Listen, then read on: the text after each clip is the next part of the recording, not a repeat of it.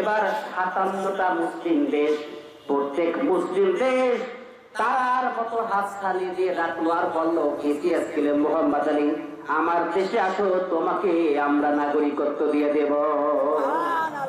সে বললার সহ্য কথা, ইসলাম কবুলের পূর্বে খ্রিস্টান থাকা অবস্থায় আমি কেসিএস খেলেন মোহাম্মদ আলী, আমি আমার দেশ আমেরিকায় পর্যন্ত আমি আমার কোন অধিকার পাইনি। ইসলাম কবুল করলাম, সাথে সাথে 1 নয় 2 নয় 57টি মুসলিম দেশ আমাকে নাগরিকত্ব দেওয়ার জন্য তৈরি হয়ে গেল। মাছের মোড়া মোড়া মাথা, বড় বড় মুরগি ছাগল সব যায় খান জাহাঙ্গীরের দরজায়। ঢাকা থেকে বিদেশ থেকে অনেক মানুষ এসে খান জাহাঙ্গীরের পুকুরের কুমিরের বস্তু খাওয়ায়, আসে না? তার মানে হল মানুষের আকিদা এমন যে দরবারের কুমিরকে খাওয়াইতে পারলে কুমির গিয়ে পীর সাহেবের কাছে বলবে আর পীর সাহেব দোয়া দিলে কপাল ফাটতে বলবে। আল্লাহ বলে বান্দা এই মাথা দিয়েছি আমি, মস্তক দিয়েছি আমি, দেহ দিয়েছি আমি, সব কিছু আমি আল্লাহ আমার সামনে নত করছেন, কিন্তু কোন মূর্তির সামনে না, মাজারের সামনে না।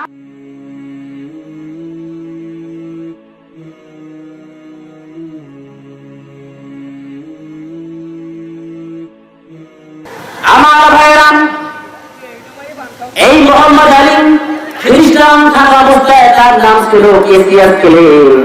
একদিন মুষ্টি খেলা খেলে আমেরিকা রাজধানী জর্জ ওয়াশিংটন ডিসিতে আসলো। অভিমান করবেন, চা পান করে কলিজা ঠান্ডা করবেন। ভাইরা আমার, কেসিএস খেলেন একটি কফি হাউসের দিকে রওনা দিলাম। সাথে সাথে দেখা গেল কফি হাউস থেকে একজন সাদা চামড়াওয়ালা মহিলা, একজন সাদা চামড়াওয়ালা ম্যাডাম ভিতর থেকে বেরিয়ে আসলো। বলল আপনি কি? সে বলল আমার নাম হলো কেসিএস খেলেন, এখানে কি চাও? সে বলল আমি কফি পান করে কলিজা ঠান্ডা করবো। তখন সাদা চামড়াওয়ালা ম্যাডাম, সাদা চামড়া বলুন, এমনিকার মানুষ কয় প্রকার? 2 প্রকার। এক প্রকার হলো একদম সাদা মরিহার ভবন রোগী, আর এক প্রকার কালো কুৎসিত। সেই ম্যাডাম বলল দেখুন, this coffee house is not allowed for black men. আমাদের এই কফি হাউসে কোনো কালো মানুষের স্থান নেই। সে বলল ম্যাডাম আপনি মনে আমাকে চিনতে পারেন নাই, আমি হলাম সেই কেসিএস খেলেন, বিশ্ববিখ্যাত মুষ্টিযুদ্ধ তারকা। আমি আমেরিকার পক্ষে কয়েকবার বিশ্বকাপ বিজয় করে এনে দিয়েছি, আপনি মনে আমাকে ঠিক পান নাই। ম্যাডাম বলল আপনি যেই বল না কেন, আমাদের এই কফি হাউস হলো সাদা চামড়াওয়ালা তথা শ্বেতাঙ্গ মানুষের জন্য, কালো মানুষের কোনো স্থান এখানে নেই। তখন কেসিএস খেলে চিন্তা করলো আশ্চর্য কথা, যে ধর্ম, যে জীবন ব্যবস্থা, যে সংবিধান গায়ের চামড়া ফর্সা হলে অধিকার দেয়, গায়ের চামড়া কালো হলে অধিকার দেয় না, এই ধর্ম, এই দেশ, এই সংবিধান, এই মতবাদ বিশ্ব মানবতার কল্যাণ আনতে পারে না, ঠিক কিনা? সে বলল হকের ধর্ম, হকের সংবিধান কোথায় আছে? আমি কেসিএস খেলে খুঁজে বের করবই করবো। আমার ভাইরাম, কেসিএস খেলে সফর নিয়ে গেলাম। চলে আসলো বৌদ্ধ রাষ্ট্র সমূহে, বৌদ্ধদের ত্রিপিটক হাতে নিল, ভালো করে পড়লো, তার মন বুঝলো না, মন গড়ল না। হিন্দুদের ত্রিপিটক, মহাভারত, বাল্মীকির রামায়ণ, সামবেদ, অথর্ববেদ, যজুর্বেদ, আয়ুর্বেদ সব কিছু পড়ে নিল, তার মন কিন্তু সান্ত্বনা পায় না। তারপরে জিন্দা বিস্তার করলেও শান্তি পায় নাই। কিন্তু সৌদি আরবে আসেন, যেই মাত্র কোরআন হাতে নিলে আলিফ লাম মিম থেকে পড়া শুরু করলো, মুহূর্তের মধ্যে কেসিএস খেলে তার মন গড়ে গেল, মুহূর্তের মধ্যে ইসলাম কবুল করে নিয়েছে। আমার ভাইরা, সাংবাদিকরা বলল কেসিএস খেলে তুমি ইসলাম কবুল করে নাম রেখেছো মোহাম্মদ আলী, তোমাকে গোটা পৃথিবীর মানুষ সম্মান দিত, কোন দুঃখ ইসলাম কবুল করেছো, তোমার দুঃখ লাগে? তখন সে বলেছেন সাংবাদিক ভাইয়েরা শুনুন, I had tried many spiritual paths without so much discussion. I had like a boat all the relation, but when I read the Holy Quran, it was given to me, I was for it for me. সে বলেছেন আমি ছিলাম মাঝিবিহীন নৌকার মতন, তামাম পৃথিবী ঘুরেছি, তামাম পৃথিবী ঘুরেছি, হকের সন্ধানে ঘুরেছি, কোথাও পাইনি। কিন্তু যেই মাত্র মুসলমানদের কোরআন হাতে নিলাম, আলিফ লাম মিম থেকে পড়া শুরু করলাম, আমার মন যেন বলে দিয়েছে কোরআন আমার অপেক্ষায় ছিল, আমিও তার অপেক্ষায় ছিলাম। আছে না নেই? আছে কিনা? আমার ভাইরাম, ইসলাম কবুল করা হয়ে গেল। এবার 57টা মুসলিম দেশ, প্রত্যেক মুসলিম দেশ তার মতো হাততালি দিয়ে ডাকলো আর বলল, ইতিহাস ছিল মোহাম্মদ আলী, আমার দেশে আসো, তোমাকে আমরা নাগরিকত্ব দিয়ে দেব। সে বাংলা সাহায্য পাঠান। ইসলাম কবুলের পূর্বে খ্রিস্টান থাকা অবস্থায় আমি ইতিহাস খেলেন মোহাম্মদ আলী, আমি আমার দেশ আমেরিকায় পর্যন্ত আমি আমার কোন অধিকার পাইনি। ইসলাম কবুল করলাম, সাথে সাথে 1 নয় 2 নয় 57টি মুসলিম দেশ আমাকে নাগরিকত্ব দেওয়ার জন্য তৈরি হয়ে গেল। তার মন বলে গেল ইসলাম কবুল করতে পারলেই রাস্তা কিন্তু খুলে যায়। আল্লাহ নিজে বলেছেন মা ইউরিদুল্লাহু লিয়াজআলা আলাইকুম মিন হারাজ। ইসলাম মানুষের জীবনকে প্রশস্ত করে, কখনো গোলামীর জিনজিরের মধ্যে সংকীর্ণ করে না। ঠিক কিনা? ঠিক কিনা? আইন মানতে হবে কার? আইন মানতে হবে কার? আল্লাহর আইন মানব, কপাল খুলে দিলেন আমার আল্লাহ। আল্লাহর আইন কি আমাদের সমাজে আছে? না, নেই। নেই বললে চলে। নবীজির হাদিস লক্ষ্য করে শুনুন। নবীজি বলেছে, মা বললাম তোমরা কি করবে?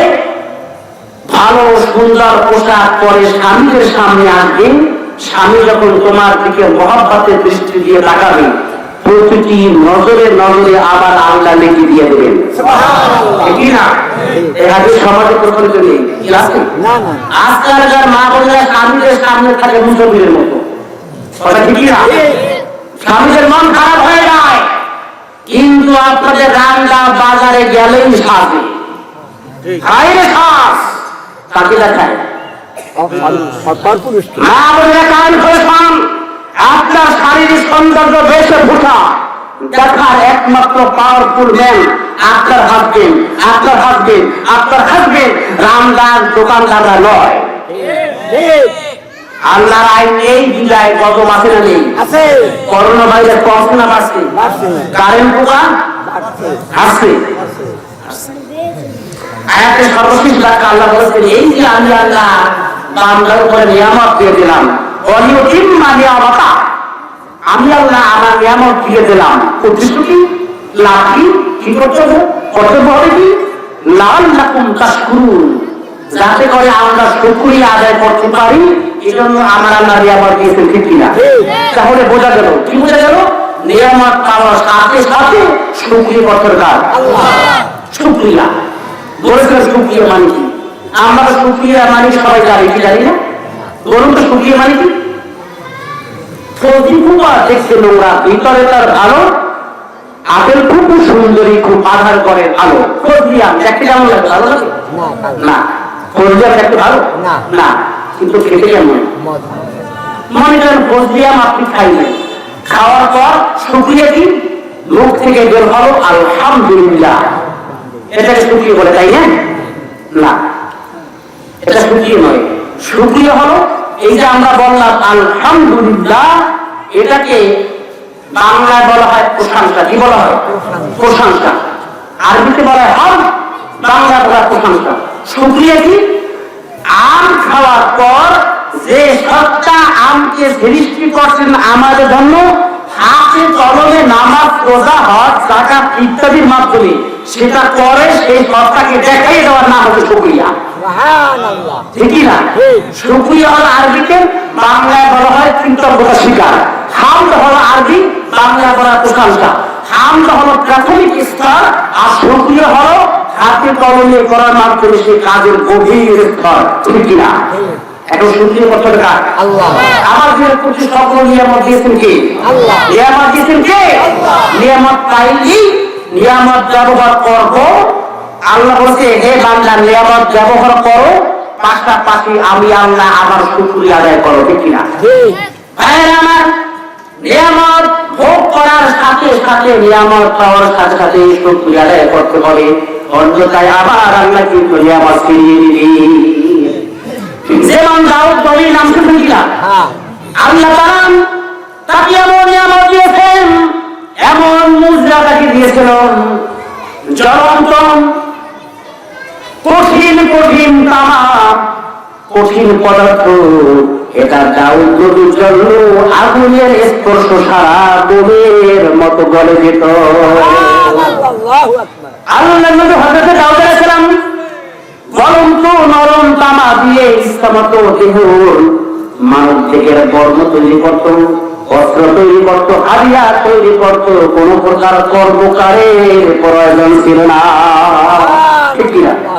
আমার ভাইরাম সেই কথা বলেন আল্লাহ বলেন সূরাতুস সাবাম আয়াত নম্বর 10 এবং 11। আল্লাহ বলেন আলিমান সাবিকাতিন ওয়া قدر في السبب أعملوا صالحا إني بما تعملون بصير। হে নবী দাউদ, তুমি গলিত তামার মাধ্যমে বড় বড় বর্ম তৈরি করো, বর্মের কণাগুলো সুন্দর করে একটার সাথে আরেকটার মিলিয়ে দাও, যাতে করে অর্থে পরিচালনা করতে সুবিধা হয়, এবং এই কর্ম বানাবে আমি আল্লাহ। আমি তোমাকে দেন গলিত তামা দিয়েছি, তার মাধ্যমে কর্ম বানাবে, এবং নিকাজ করবে আমি আল্লাহ আমার জন্য, ঠিক কিনা? এই যে পাওয়া গেল যে কি কর্ম তৈরি করো, গলিত লাভা আর গলিত তামারা, এটা নিয়ামত দিয়েছেন কি? আল্লাহ। এটা শুধু বানাবা, বিক্রি করবা, ব্যবসা করবা, দোকান দেবা আর ব্যবহার করবা, আল্লাহকে ডাকবা না, বিষয়টি এমন নয়। আল্লাহ বলছে এগুলো তৈরি করো, দোকান দাও, বিক্রি করো, ব্যবহার করো, আমালু সালিহা, এবং সৎ কাজ করো, কার সঙ্গে? এই যে ব্যবহার করা, তৈরি করা আল্লাহর নিয়ামত, পাশাপাশি আল্লাহর সৎ কাজ করা, এটা শুকরিয়া, ঠিক না? এভাবে দাও তুমি যা খাও, সব মানুষ খাইতে পারে না, সব মাছের মোড়া মোড়া মাথা, বড় বড় মুরগি, ছাগল সব যায় খানদানের দরজায়, আছে না? আছে কিনা? ওখানে খায় তারা খ্রিস্টান কি খায় না? একজন খ্রিস্টান জীবিত থাকে, দোয়া তাদের দোয়ার বদৌলতে আল্লাহ অনেক কিছু করতে পারে, ঠিক কিনা? কিন্তু সেগুলো আপনি মারা গেছে, সে কি খায়? খায় তারা, হ্যাঁ, যারা বলতে লাভ হয়, ঠিক কিনা? কোন পীর সাহেব বলে যায়নি আমি মারা গেলে আমার ওখানে গিয়ে লাফাবা আর সব খাওয়া, বলছে না? কেউ বলে নাই। আর কবরের খাদে মোড়া একটা গ্যাস কাটনা করেছে। আচ্ছা আপনার লক্ষ্য রাখুন, পশু নদীর কুমির আর খালগা নারীর পুকুরের কুমির কোন পার্থক্য আছে? বুঝতে বলি, খালগা নারীর পুকুরের কুমির আর পশু নদীর কুমির কোন পার্থক্য আছে? আগের কোন পার্থক্য নেই। ঢাকা থেকে বিদেশ থেকে অনেক মানুষ এসে খালগা নারীর পুকুরের কুমিরকে বস্তু খাওয়ায়, আছে না? নেই। ওরা কিন্তু খাইতে পারে না, বাপেও খাওয়ায় না, মাকেও খায় না, কুমিরকে খাওয়ায়। ঢাকা থেকে এবার মাত্র 3 জন মানুষ এসে পশু নদীর কুমিরকে গোস্ত খাওয়াইছে। কোন পৃথিবীতে কোনো যাইছে শুনছেন? তাহলে ওই কুমিরকে খাওয়ায় না আর ওই কুমিরকে খাওয়ায়, মানুষ বলতে পারে? তার মানে হলো মানুষের আকিদা এমন যে দরবারের কুমিরকে খাওয়াইতে পারলে কুমির গিয়ে পীর সাহেবের কাছে বলবে, আর পীর সাহেব দোয়া দিলে কপাল থাকতে বড় হয়ে যাবে। কি বলেন? এই ক্ষমতা কি আছে? একজন আল্লাহ হক্কানি অলি, তার মর্যাদা মাহাত্ম আমার আল্লাহর দরবারে অনেক বেশি না কম? অনেক গুণ বেশি। কিন্তু মারা যাবার পর দুনিয়ার সাথে তার সকল সম্পর্ক কাটছাট হয়ে যায়, ঠিক না? মারা যাবার পর আপনি কি কবরস্থানে যাবেন, তাকে দোয়া দেবেন, তাকে কিছু দেওয়ার জন্য যাবেন, কিন্তু তার থেকে কিছু পাওয়ার আশা করা যা কিছু পাওয়ার আশা করবেন পাবেন সব কার কাছে? কার কাছে? আমাদের ভিতরে এই শিরিক আছে না নেই? আছে না নেই? এই শিরিক থাকলে আল্লাহ বলে বান্দা এই মাথা দিয়েছি আমি, রক্ত দিয়েছি আমি, দেহ দিয়েছি আমি, সব কিছু আমি আল্লাহ আমার সামনে নত করছেন যাতে, কিন্তু কোন মূর্তির সামনে না, মাথার সামনে না, কবর সামনে নত করলে ওটা কিন্তু নিয়ামতের শুকরিয়া দেয় হবে না। 6 নম্বর আয়াতের ব্যাখ্যা এখানে রেখে দিই, যেহেতু সময় অনেক হয়ে গেল। আমার টার্গেট হলো 11টা পর্যন্ত, এর উপরে আমি আর যাব না। রাজি আছেন তো নাকি? সবাই কি বেশি হয়ে গেল? একটু কম হয় না? হ্যাঁ, 11টা পর্যন্ত। 11টার মধ্যে বাকি আয়াত সমূহের আলোচনা শেষ করতে হবে বলি ইনশাআল্লাহ। ইনশাআল্লাহ 6 নম্বর আয়াত এর ব্যাখ্যা এবারে হলো 7 নম্বর আয়াত, 7 নম্বর আয়াতের ব্যাখ্যা। আরো 7 নম্বর আয়াতের সামনে উঠে গেছে। এখন একটা আয়াত তেলাওয়াত, শাব্দিক অনুবাদ, সরল অনুবাদ, তারপরে ব্যাখ্যা। বিসমিল্লাহির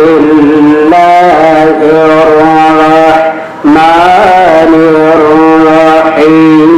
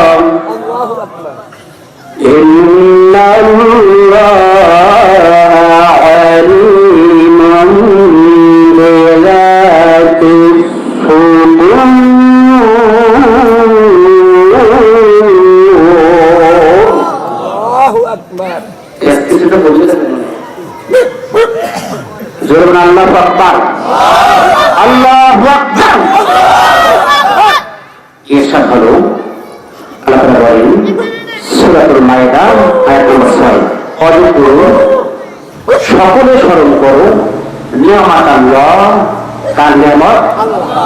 আল্লাহ নিয়ামত। আলাইকুম তোমাদের উপরে, এবং আল্লাহর সে অঙ্গীকার, আল্লাযী যার মাধ্যমে মুসলমানদেরকে তথা সাহাবীদেরকে, ঈমানদারদেরকে মজবুত করেছেন কে? আল্লাহ। সে অঙ্গীকারটা কি? আল্লাহ বলেছেন যখন কুনতুম, হে দুনিয়ার মানুষ, হে মুসলিম, তোমরা বলেছিলে কোরআনের কোন আয়াত শুনলে, আয়াতের অর্থ শুনলে মুমিনদের দায়িত্ব থাকে তৎক্ষণাৎ দুইটি। কয়টি? কোন আয়াত তেলাওয়াত অর্থ ব্যাখ্যা করলে মুমিনদের দায়িত্ব থাকে কয়টি? দুইটি। আল্লাহ বলেন যখন কুনতুম তোমরা বলবে সামি'না, আয়াতের অর্থ তাফসীর ব্যাখ্যা আমরা শুনলাম, ওয়া আতা'না, আর মধ্যে যা কিছু বলা হলো সব আমরা মেনে নিলাম। সুবহানাল্লাহ। আল্লাহর আয়াতের কোন এডিশন ব্যাখ্যা করা যাবে না। আল্লাহ এর মধ্যে যা চেয়েছেন, যা বলেছেন, যা করতে বলেছেন আমরা সব মেনে নিলাম। দায়িত্ব কয়টি? সেগুলো কি? আমরা শুনলাম, মানলাম। সবাই বলো শুনলাম, মানলাম। আল্লাহ বলেন ফাত্তাকুল্লাহ, ভয় করতে হবে কাকে? কারণ কি? ইন্নাল্লাহ, নিশ্চয়ই আল্লাহ, আলিমুন, ইস্তিফায়ের মুবালাগা সিগা, মহাজ্ঞানী, মহাবিজ্ঞ, সব থেকে বেশি খবর রাখেন। সুপারলেটিভ ডিগ্রি, গিরাতে সুদূর, মানুষের অন্তরের গভীরে যা কিছু কল্পনা করে, ভাবে, চিন্তা করে, কল্পনা করার আগেই তার খবর আমার আল্লাহ রাখেন। সুবহানাল্লাহ। কে রাখেন? আল্লাহ। কে রাখেন? আল্লাহ। আয়াতের অনুবাদ শেষ করো। শুধু মন্ডলী আমার আলোচ্য আয়াত থেকে তিনখানা মূল বিষয় প্রমাণিত হয়, যে তিনখানার ব্যাখ্যা না বললে নয়। কয়খানা? পিছনের ভাইরা কোনো কথাই বলে না, মনে আমার রাগ করে গেছে। রাগ করছে নাকি? উৎকার দিয়ে উৎকার না দিলে আমরা বুঝি কি বলেন? ইনশাআল্লাহ। নাম্বার আল্লাহ বলেছেন আল্লাযী ওয়াসাকাকুম বিহি, যে অঙ্গীকারের মাধ্যমে আল্লাহ মুসলমানদের শক্ত ওয়াদা দিয়েছেন সেগুলো কি? ঈদ কুনতুম, যখন তোমরা বলবে সামি'না ওয়া আতা'না, আমরা আনুগত্য করব কার? আল্লাহ। আনুগত্য করব কার? আলোচনা থেকে এই তাফসীর প্রমাণিত হয়। এই আয়াত শুনে যার কলবের মধ্যে সামান্য ঈমান আছে, ঈমানের উপরে যত আঘাত করুক না কেন তো কমবে না, পারবে ইনশাআল্লাহ। মহাশক্তি এই মহা আগুন নিবাই আর জল দিতে ঠিক না? দ্বিতীয় নাম্বার বিষয় আল্লাহ বলেছেন অত্তাকুল্লাহ, তাকওয়া হতে হবে কার জন্য?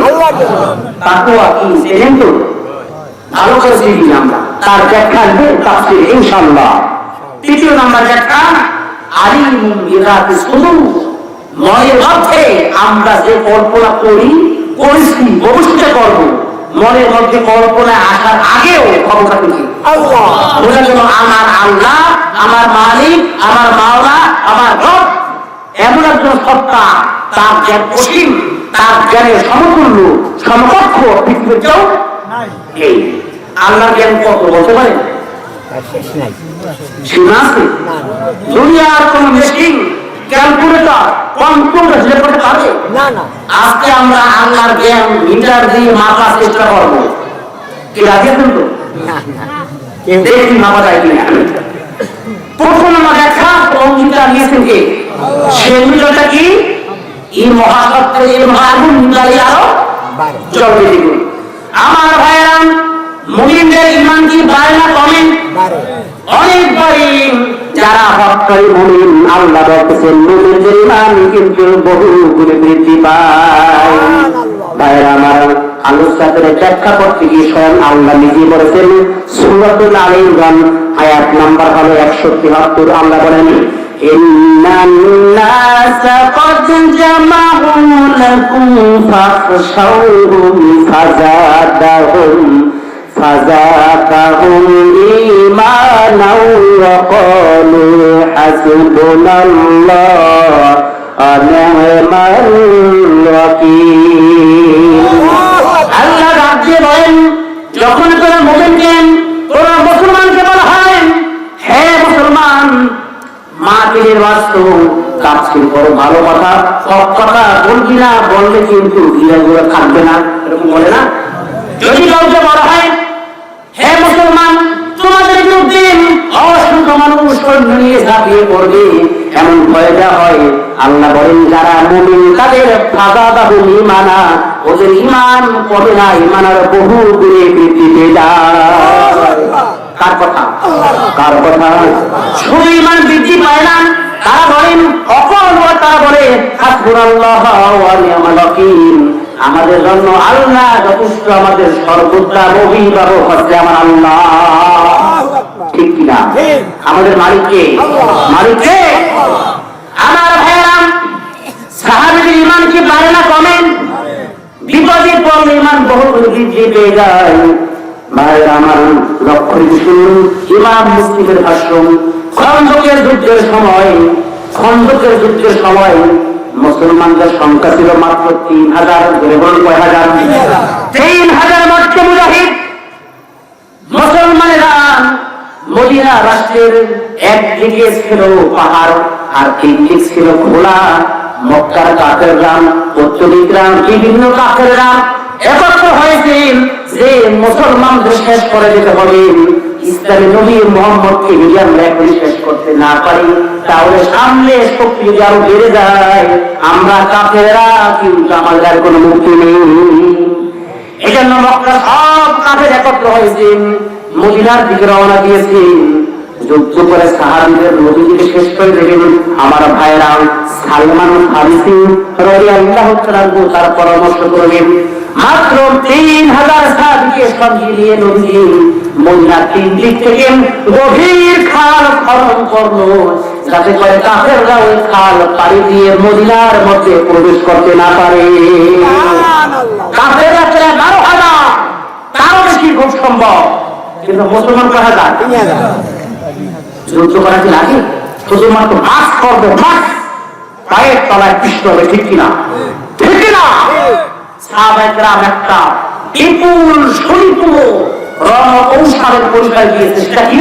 বিশাল খাল খনন, মদিনা রাষ্ট্রের 3 দিকে খাল, একদিকে বিশাল পাহাড় আর 3 দিকে খাল খনন করতে। খাল খনন করতে গিয়ে সাহাবায়ে কেরাম খাবার নেই, রাসূলুল্লাহ নিজেও কাজ করতে খাবার নেই, ক্ষুধার জঠর প্রচুর যন্ত্রণায় নবীজির পেটে পাথর পড়ে সময়।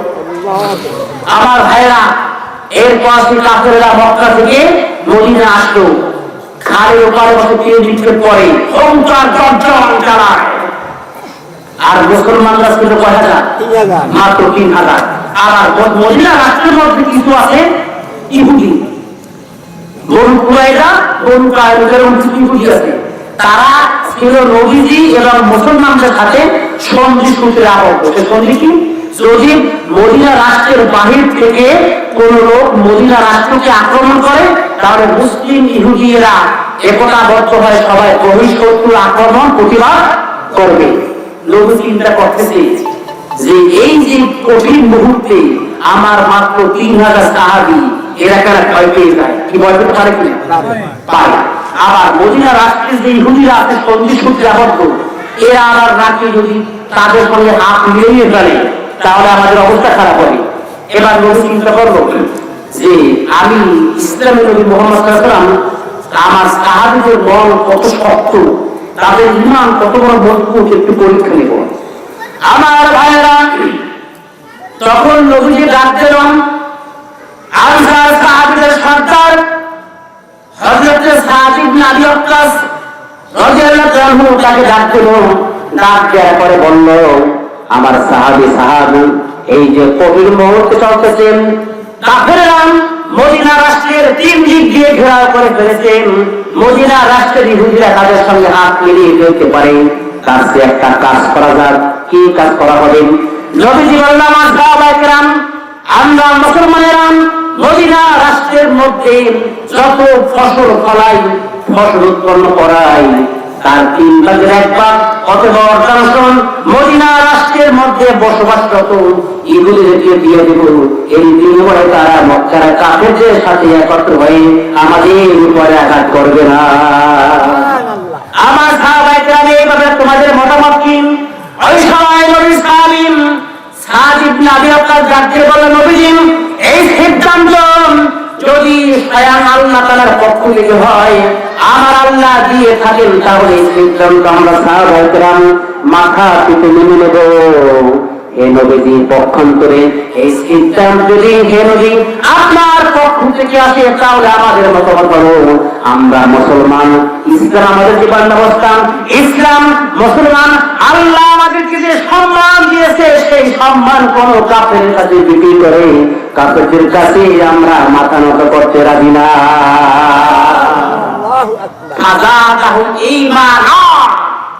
ঈমান বহুগুণে বৃদ্ধি পায় যদি মুসলমানদের উপরে আঘাত পায়। আমি বেদুইন, আমি চেঙ্গিস, আমি এক আল্লাহ ছাড়া করিলে কাহারে করবি, ঠিক কিনা?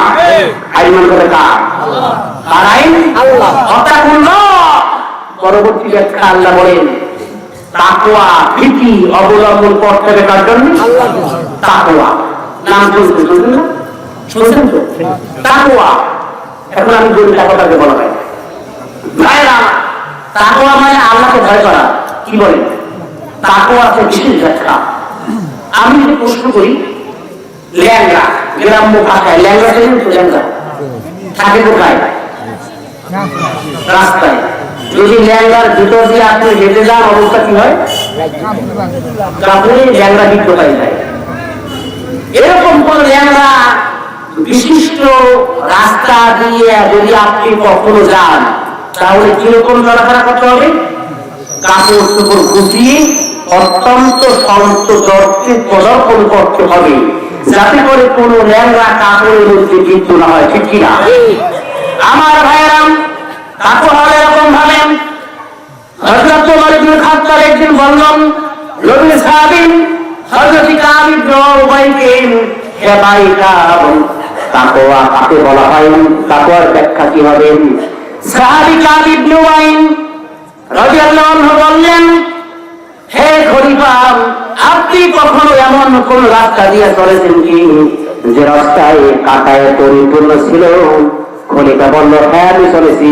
কিভাবে চলেছেন? খলিফা বলল, আমি কাপড় খুঁজিয়ে শান্ত বরফে পদার্পণ করেছি, যাতে করে কোনো কাঁটা আমার শরীরে কাপড়ে বিদ্ধ না হয়। হযরত উমাইর সাহাবী বলল, খলিফা, এর নাম হলো তাকওয়া। তার মানে হলো ইসলামের মধ্যে থাকা অবস্থায়, দুনিয়ার মধ্যে চলা অবস্থায় কোন মানুষ যদি দুনিয়া জিন্দেগি চালায়, দুনিয়াতে অসংখ্য কাঁটা আছে না নেই? আছে কিনা? একটি কাঁটার নাম হলো সুদ, আরেকটি কাঁটার নাম হলো ঘুষ, আরেকটি কাঁটার নাম হলো গান বাজনা, আরেকটি কাঁটার নাম হলো বেনামাজি, আরেকটা কাঁটার নাম হলো পরের আয় ঠগিয়ে খাওয়া, আরেকটা কাঁটার নাম হলো বেপরদায়। যদি কোনো মানুষ এই সকল কাঁটা থেকে নিজেকে মুক্ত করে দুনিয়ার জিন্দেগি চালাতে পারে, তাহলে নবী বলছেন এর নাম হচ্ছে তাকওয়া, এই ব্যক্তির নাম হচ্ছে মুত্তাকি।